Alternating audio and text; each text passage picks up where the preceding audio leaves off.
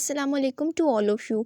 फ्रैंकनस्टीन novel का एक बहुत ही important question that is basically who is the real monster, because हमारे पास द क्रिएचर भी है और विक्टर फ्रैंकनस्टीन का कैरेक्टर भी है। सो इस वीडियो में हम डेप्थ तक जाएंगे, दोनों के ही कैरेक्टर्स को ऐसे एनालाइज करेंगे कि हमें पता चले कि कहाँ कहाँ पे वो दोनों ही मोरली एम्बिगियस थे और उन दोनों के ही कैरेक्टर्स के ड्रॉबैक्स क्या थे। So let's start this video. In Frankenstein the question of who the real monster is can be interpreted in different ways. यानी ऑब्वियसली हर एक इंसान की अपनी परसेप्शन होती है, तो हर एक अपनी राय दे सकता है इसमें। कोई अगर वो क्रिएचर को कहेगा कि मॉन्स्टर है, तो कोई विक्टर को भी समझेगा। Showcasing the moral ambiguity of both Victor Frankenstein and his creature, यानी दोनों के ही अंदर एम्बिगिटीज़ मौजूद थी, उनके मोरली फ्लॉज थे। तो हम वर्सेस करके इनके कैरेक्टर्स को डिस्कस करते हैं। सो सबसे पहले विक्टर का कैरेक्टर आ जाता है, विक्टर फ्रैंकनस्टाइन, जिसने वो क्रिएचर बिल्ड किया था इस नॉवल के अंदर। अगर हम उसको एज अ मॉन्स्टर स्टडी करें तो वो उसके कैरेक्टर्स में से कौन कौन से पॉइंट्स हैं, यहाँ पे 3 पॉइंट्स अच्छे से मेंशन है।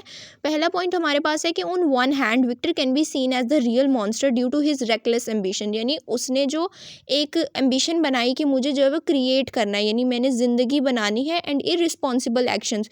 और वो बनाने के बाद उसने जिस तरह से इररिस्पॉन्सिबिलिटी को शो किया, तो वो वहीं से ही हमें नज़र आता है कि ये तो supposed to be he is kind of acting like a monster. He creates life without considering the consequences. उसने नहीं सोचा था कि मैं जो ज़िंदगी बना रहा हूँ उसके कोई मसले भी उसकी वजह से हो सकते हैं, कोई बुरे भयानक किस्म के नताइज भी हो सकते हैं। Then abandons his creations out of fear and disgust. और जब वो अपनी पूरी जो है क्रिएचर बना चुका होता है और उसको लगता है कि यार ये तो इतनी, इसकी शक्ल इतनी अच्छी नहीं है, लाइक फिजिकली उसको वो पसंद ही नहीं आया, उसकी अपीयरेंस पसंद नहीं आई, तो उसने उसको प्रॉपर उसको मानने से इनकार कर दिया, अबंडन कर दिया और बिल्कुल डर का मुजाहरा किया उस टाइम पे और बिल्कुल उसको छोड़ के भाग गया अकेले। तो ये जो सब करना था उसने अपनी रिस्पॉन्सिबिलिटी से वो हट गया, बिकॉज अगर गॉड हमें क्रिएट करते हैं तो वो हमें हमारी रिस्पॉन्सिबिलिटी भी लेते हैं। और यहाँ पे ये ह्यूब्रिस का मुजाहरा कर रहा था कि मैं तो हूँ जो, मैं भी गॉड की तरह क्रिएट कर सकता हूँ, बट उसने गॉड की तरह केयर ही नहीं की, रिस्पॉन्सिबिलिटी नहीं ली। सो ये इनके कैरेक्टर का एक बहुत बड़ा ड्रॉबैक है कि इनके जो रेकलेस एम्बिशन थी, यानी इन्होंने सोचा ही नहीं कुछ करने से पहले, उनको लगा कि बस मैं बनाना चाहता हूँ तो मैं बना लूँगा, और उन्होंने उसके कॉन्सिक्वेंसेज नहीं सोचे। And the second thing is कि इररिस्पॉन्सिबिलिटी उन्होंने जो शो की जो उनका क्रिएचर था टुवर्ड्स उसके। Similarly despite his initial good intentions, यानी शुरू में तो उसकी जो इंटेंशंस थी वो इतनी ज़्यादा नेगेटिव नहीं थी। Victor becomes consumed by guilt and obsession. अच्छा, इस वजह से इसके अंदर जो है वो गिल्ट आ जाता है, इसके अंदर इसी तरह से ऑब्सेशन थी एक चीज़ को लेके, leading him to pursue the creature in a quest for revenge.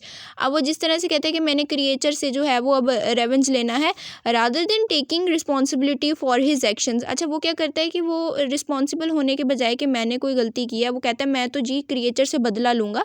That was completely at the same time his moral ambiguity lies in his failure to empathise with his creation, यानी उनकी जो moral ambiguity है, moral ambiguity means that कि आपको लगता है आप सही कर रहे हैं, बट वो ऑब्वियसली सही नहीं होता, किसी के भी बेनिफिट में नहीं होता। सो वो जो एम्पथाइज ही नहीं कर पाए, यानी अपनी क्रिएशन को एक्सेप्ट ही नहीं कर पाए, और उसके जो हैं कह लो कि क्योंकि क्रिएशन को भी काफ़ी गिले होते हैं इनसे, तो ये उसको बिल्कुल सेटिस्फाई नहीं कर पाए। And his refusal to acknowledge his role in the creature suffering, और इन्होंने ये भी मानने से इनकार नहीं किया, यानी इन्होंने एक्नॉलेज ही नहीं किया, इस चीज़ को समझा ही नहीं कि क्रिएचर जो सफरिंग्स करते हुए एक मॉन्स्टर बना है, या क्रिएचर को भी कितनी डिफ़िकल्टीज़ का सामना करना पड़ा शुरू में जब ये उसको छोड़ के चले जाते हैं, जिस तरह से उसके पास खाना नहीं होता, रहने की जगह नहीं होती, और उसको कुछ भी नहीं पता होता उस सोसाइटी के बारे में जहाँ पे वो बेचारा रह जाता है। तो इन्होंने ये सब चीज़ें मानी ही नहीं, यानी इनको कभी लगा ही नहीं कि इन्होंने कोई इस तरह की गलती की है, ultimately contributing to the tragedy that unfolds. और ऑब्वियसली यही सारी चीज़ें थी जिन्होंने कंट्रीब्यूट किया था उस ट्रेजिडी को, यानी कि क्यों फिर क्रिएचर जो है वो क्रिएचर से एक मॉन्स्टर बन गया, और फिर उसने किस किस तरह के बैड काम किए, इनकी अपनी ही फैमिली को नुकसान पहुंचाया, विक्टर को नुकसान पहुंचाया। सो वो स्टोरी में इन्हीं की वजह से हुआ था। तो इनके ये जो तीनों हमने फ्लॉज पढ़े हैं, इनकी वजह से हम इन्हें एज अ मॉन्स्टर कंसीडर कर सकते हैं, बिकॉज मॉन्स्टर कभी कभी ये नहीं होता कि अपेरेंटली जो मॉन्स्टर है वही मॉन्स्टर है, कभी कभी किसी के एक्शंस दूसरे को मॉन्स्टर बनाते हैं, तो ऑब्वियसली वो बंदा खुद भी काइंड ऑफ एक मॉन्स्टर ही बिहेव कर रहा होता है, यानी वो अपनी नेगेटिव एनर्जी दूसरे को दे रहा है, तो वो नेगेटिव होकर मॉन्स्टर बन रहा है। अब हम सेकेंड चलते हैं द क्रिएचर के कैरेक्टर की तरफ कि किस तरह से वो एक मॉन्स्टर है। So on the other hand the creatures action also reveals moral ambiguity, यानी अगर हम क्रिएचर की, हमने क्योंकि विक्टर की तो बात कर ली, लेकिन अगर हम क्रिएचर की बात करें तो उसके भी काम कुछ अच्छे नहीं थे, मोरली वो भी रॉन्ग ही कर रहा था। जिस तरह से वो विक्टर की सारी फैमिली को इतना ज़्यादा नुकसान पहुंचाता है, लोगों को नुकसान पहुंचाता है, उनको डराता है। So initially he is portrayed as an innocent and benevolent being, यानी शुरू में तो ऐसे ही होता है कि जैसे वो बेचारा विक्टर उसे छोड़ के भाग जाता है तो वो सर्वाइवल, उसकी जो सारी सर्वाइवल है वो उसकी इनोसेंसी दिखा रही है, seeking companionship and understanding from his creator and society.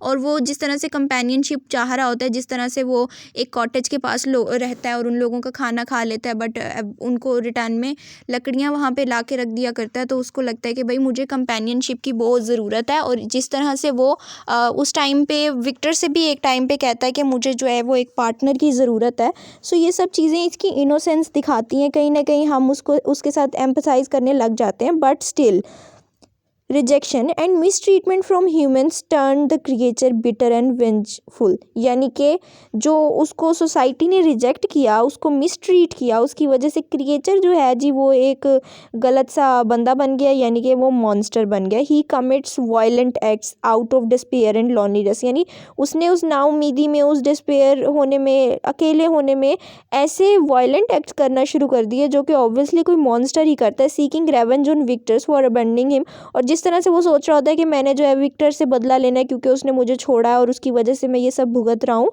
तो ये सब चीज़ें उसको एज अ मॉन्स्टर ही पोर्ट्रे कर रहे हैं इस नॉवल के अंदर। Despite his actions the creature demonstrate moments of compassion and remorse, highlighting the complexity of his character and the moral ambiguity of his choices, यानी कि ऑब्वियसली आप कंपैशन मांग रहे हो, लेकिन एट द सेम टाइम आपका जो गिल्ट है, आपका जो रेगरेट है, ये बताता है कि हर कैरेक्टर के अंदर कितनी ज़्यादा कॉम्प्लेक्सिटी है। कि एक तरफ तो आप गलत से गलत करे जा रहे हो, आपकी चॉइसेस, आपकी डिज़ायर्स गलत हैं, आप लोगों को नुकसान पहुंचा रहे हो, बट स्टिल आप फिर उन चीज़ों के लिए कभी कभी सॉरी भी फील करते हो। तो बहुत ही ज़्यादा मोरली एम्बिगुअस कैरेक्टर था मॉन्स्टर का, जो यानी जो क्रिएचर था उसका character as a monster portray किस तरह से हुआ है। कंक्लूजन की तरफ चलते हैं, because it is still an open ending question, हर एक इंसान की राय इसमें और हो सकती है। So in conclusion both Victor and his creature embody elements of good and evil, यानी दोनों के ही कैरेक्टर्स में कुछ अच्छी बातें हैं, कुछ बुरी बातें हैं। Blurring the lines between hero and villain, और इसकी वजह से जो हीरो और विलन के दरमियान में एक स्पेसिफिक लाइन होती है, डिस्टिंक्शन होती है, वही जो है वो ब्लर होगी। यानी हमें समझ ही नहीं आ रहा, हम 2 मिनट को उसको हीरो समझते हैं बट वो कहीं ना कहीं विलन वाली हरकतें भी कर लेते हैं। सो हम लोग ओवरऑल खुद ही से जो रीडर है वो कंफ्यूज हो जाता है। Their moral ambiguity challenges readers to question the nature of morality, responsibility and the consequences of unchecked ambition. और इन दोनों की ही जो मोरल एम्बिगिटी है, यानी वो जो कर रहे हैं उनको लग रहा है हम सही कर रहे हैं, बट ऑब्वियसली वो सही नहीं कर रहे, वो सबको नुकसान पहुंचा रहे हैं। तो रीडर्स भी क्वेश्चन करने लगते हैं कि किस तरह की मोरालिटी है इनकी, किस तरह की इनकी जो मतलब रिस्पॉन्सिबिलिटी ये नहीं उठा रहे, ये इनकी जो एम्बिशंस हैं, इनके जो गोल्स हैं, यानी वो कहता है मुझे क्रिएचर बनाना है, तो वो कितने ज़्यादा अनचेक्ड हैं। यानी उसने सोचा ही नहीं कि नताइज भयानक हो सकते हैं। वो चाहता तो उन नताइज को कंट्रोल भी कर सकता था, बट उसने नहीं किया। अल्टीमेटली अब जाहिर सी बात है, Frankenstein presents a Nernst exploration of human nature and the complexities of moral decision making. अब इसमें हम यही समझते हैं कि ह्यूमन नेचर को ही अच्छे से पोर्ट्रे किया गया है कि किस तरह से कॉम्प्लेक्सिटी है मोरल डिसीजन मेकिंग की, कि आपको नहीं पता आप सही कर रहे हो या नहीं कर रहे हो। तो ये ऑब्वियसली ये बड़ा कॉम्प्लेक्स किस्म का फिनोमिना है।